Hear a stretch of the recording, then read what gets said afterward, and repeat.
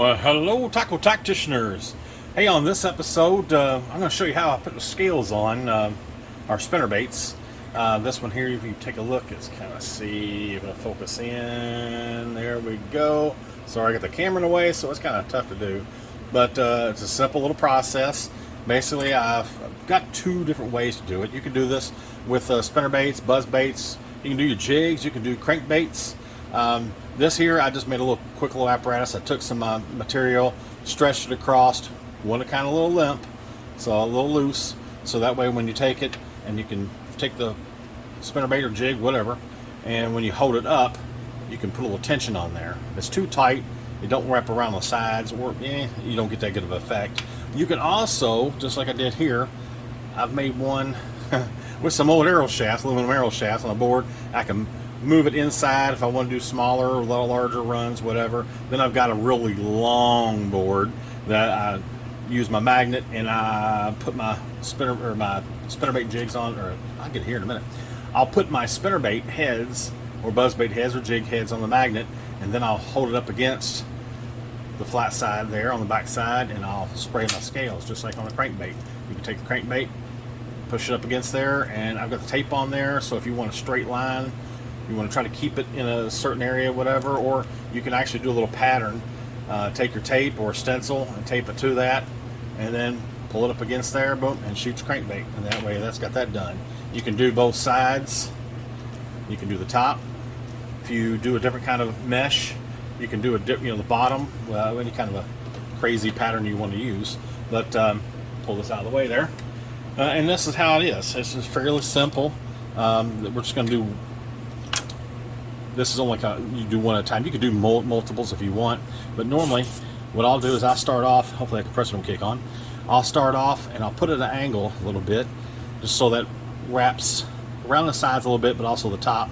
And then I'll come in and I'll spray a little bit. And now it depends on what pattern you're going after. I kind of go with lighter, but then once I do the other side. Put that a little more on the head there. There you go. Might go a little darker, a little brighter, I should say, to match the other side. Now you can go back through and you can paint the top black, whatever colors you want to do. If you want to do a flip flop or like an illusion type paint, most time what I'll do is I just go ahead and I put scales on the top like that also.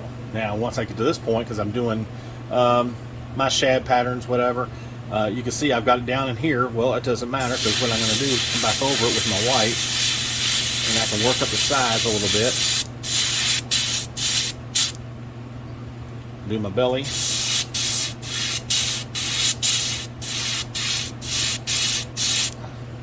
Come up my other side. If you get a little spots in there, it doesn't matter, it'll cover up. Once you put your more coats on there, I've been painting a lot this morning, so alright. So then I've got that done. So now I'm ready for color.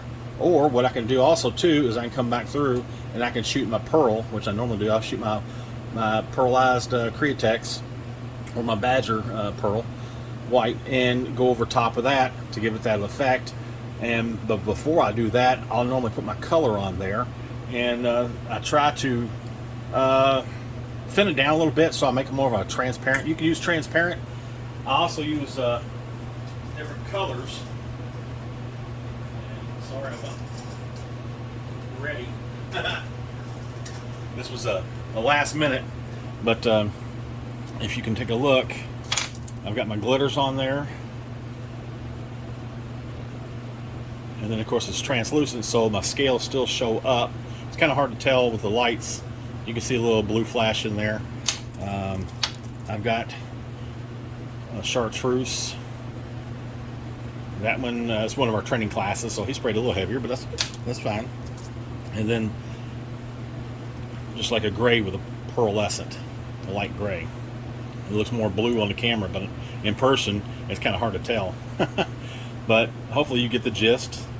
Now, if I wanted to, I could go on with the black over top of the back end of it, and then I could have used my interference colors, my color shifts, and done some wild colorations or whatever. This one here, we're just doing basic shad patterns. We're not doing nothing fancy.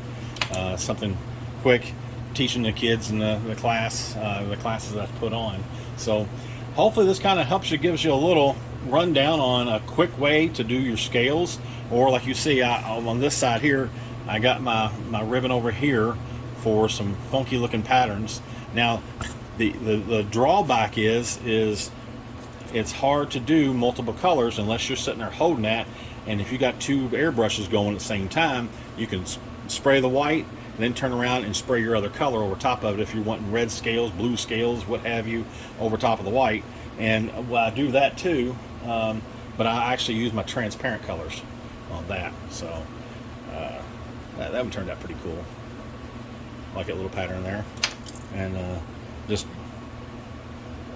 that's how it goes. And then before I put my colors on there, my pearls doesn't matter, but before I put my color on there, I like to use my quick shine or my pledge, or like one of our subscribers commented about using the polyacrylic from Minwax.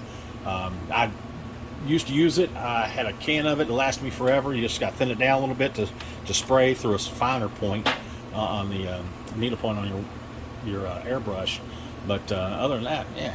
So sorry about that, Mr. Mark. Mark, he's the one-armed painter, the lure maker, that is just unreal. If you get a chance to go back, we did an interview. I shared one of his videos. Very impressive. Uses one hand to do everything. He had a stroke, so he lost the ability with the other hand, and he was right-handed, and that's what he lost the use of. So he's had to train himself over the last couple of years to do everything left-handed. So hopefully this will kind of give you a little rundown, quick and easy. You can make these things so simple. I mean, you can use 2x4 if you want, or 1x, or anything out of wood. I just use some scraps. That's one of my old string layout jigs I used to use in the archer trade. Had them floating around and put it to good use. And just like this, you can use any kind of wood or whatever to make you a stand. And what I do is I take it and I clamp it to the bench, so that way when I push up the lure across it, I don't flex or don't fall off or splatter it everywhere. Make a mess. But that's how we do it. Kind of simple. Now you can make, and I might show a video of doing like 24 at a time. I don't have much room on this bench here, and because I don't do it as high production anymore, I just do custom. So anyhow, hopefully this little tip and trick will help you out a little bit, and get those spinner baits and buzz baits. Yes, and matter of fact, there's a buzz bait we did last night. This was waiting for the pearl and some coloring, but yeah, you can do that too. And all you have to do is just hold it in there. I prefer holding it by the hook.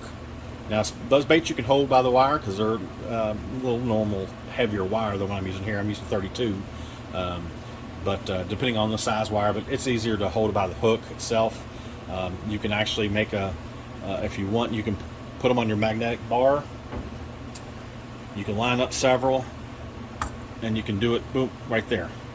Do several at a time, flip it, then just use the black or the back. You can leave it black or whatever color you want to do. So without scales if you want. All right, guys. Well, thank you for tuning in. Hit that subscribe button, the dinger bell, whatever that stuff is here on YouTube. I'm not a big whatever. I just want to throw these little tidbits out for you guys. It kind of helps behind the scenes because a lot of guys are out there shooting and painting, and they do a fantastic job, and they show you how they do it, the process, and the colors they use. But I like doing these little tips and tricks on the behind the scenes to build your own equipment. It don't take a lot of money. It's scraps. Just takes a little bit of time and ingenuity. And if you got any questions, hit me up in the or the comment section down here, and I'll see you next time. And remember, take a kid fishing and let those lures shine like you shine inside. Have a great day.